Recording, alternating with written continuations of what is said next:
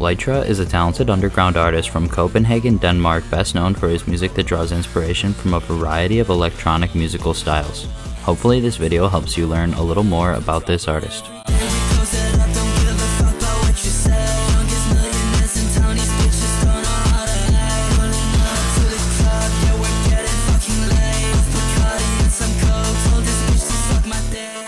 Growing up, Lytra had a passion for listening to music for as long as he could remember. He said he couldn't go a day without listening to music. His parents would expose him to their taste in music early on. From his father, Lytra would be exposed to a variety of different hip-hop music. Hip-hop acts such as 50 Cent and Supreme NTM would quickly become some of his favorites. From his mother, Lytra would inherit a taste for a more pop-style music. He mentioned Michael Jackson being his favorite on the pop side. Lytra said he vividly remembers burning his first CD at home containing mostly just a mixture of these three acts. Lytra's father was actually a musician himself who played a variety of different instruments, so naturally Lytra would pick up an instrument during his youth. Lytra got his first guitar at the age of 10 years old. He quickly started taking lessons as well as learning with an app. Lytra said he would play on and off, losing and regaining interest over the years. However, he is currently unable to play after he suffered a broken left arm which now limits his mobility. It would be during his preteens when Lytra was introduced to the style of music known as nightcore. He mentioned him and his friends listening to it religiously while they were gaming. He said he thinks they started listening to it as a joke, but eventually they all got hooked. Going down the nightcore rabbit hole ended up introducing Lytra to a lot of emo bands that he took a huge liking to. Despite Lytra enjoying this type of music, it wasn't too popular amongst his peers. This resulted in his interest in this music eventually fading away and was replaced with hip-hop music once again. He did say, however, that enjoying this music that was different from what was popular helped him embrace the fact that he enjoyed different music later down the line. Moving forward, Lytra would become interested in the SoundCloud era of music, enjoying artists such as Lil Peep, XXXTentacion, and Juice WRLD. While he was enjoying this music, Lytra would end up fully coming to terms with the fact that he liked music that was different from the norm. At this point in Lytra's story, we come to a point where he would pick up a creative hobby different from creating music. Lytra used to be a passionate Fortnite player with aspirations of becoming pro. Lytra would eventually quit playing the game, however he was still frequently hanging around Discord servers where some players had actually succeeded in going pro. One day, one of these pro players was asking around a Discord server if someone could make them a montage of their gameplay, and this interested Lytra. Lytra said the montage he made wasn't great, however he was hooked on this new hobby. Lytra continued creating montages, and in the beginning he was using hip-hop music in his edits. However, over time he found himself into a niche and was using hyperpop style music as the soundtrack for his montages. Lytra actually went on to develop a sizable following for his work, and selling edits was his sole form of income through high school. His edits were mostly for Fortnite, but also for games such as Valorant, CSGO, and Call of Duty as well.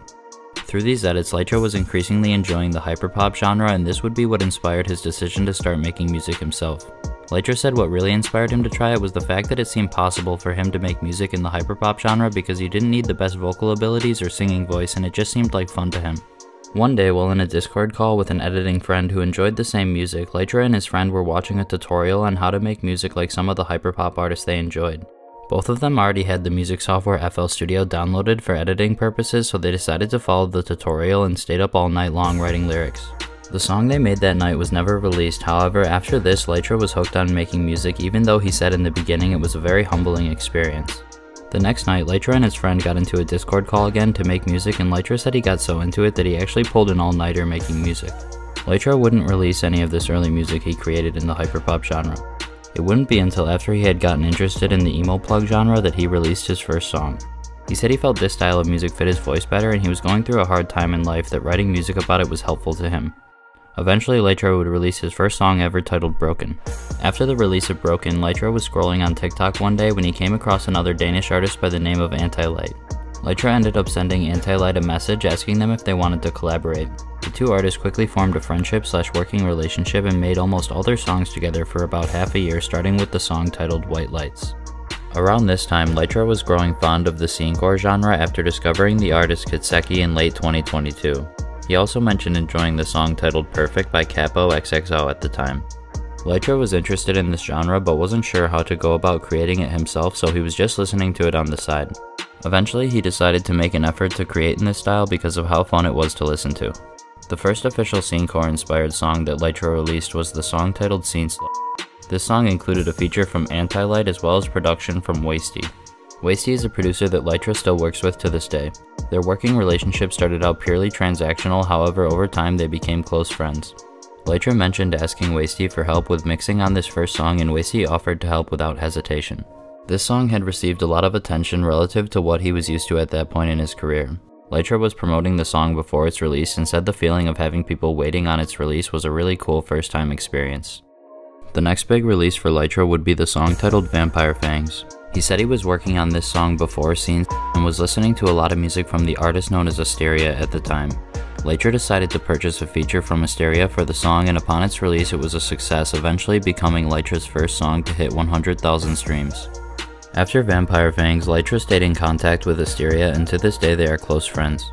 Lytra credits Asteria for a lot of improvements he's made as an artist, as Asteria was someone he turned to for help and opinions regularly. After Vampire Fangs, Lytra would collaborate with the artist duo known as Pink Lou on the song titled Pretty Rave Slut. Lytra would go on to collaborate with Pink Lou more in the future as well. The next big song for Lytra was the song titled I Won't Ever Get Enough, with a feature from the artist known as Visor. Lytra said he had found Visor on TikTok, and after a few DMs back and forth, the two artists decided to collaborate. Lytra and Visor have collaborated many times since then on songs such as Techno Kitty and You Know Us. The song titled With Me featuring the artist Kitseki is currently Lytra's biggest song. Lytra said this song is where he felt he was really starting to get some buzz. Lytra's latest release is the song titled Hold Up featuring Asteria and Kitseki. This song is currently on track to become Lytra's most streamed song. Lytra's plans for the future are simply just to keep creating music with his friends that people can have fun to. He would also like to start performing shows soon. Lytra is a great young artist, and I look forward to seeing where his career takes him. Well, that's all for this video. Big shout out to Hopeless for the edit, and please subscribe for more mini documentaries on various underground artists.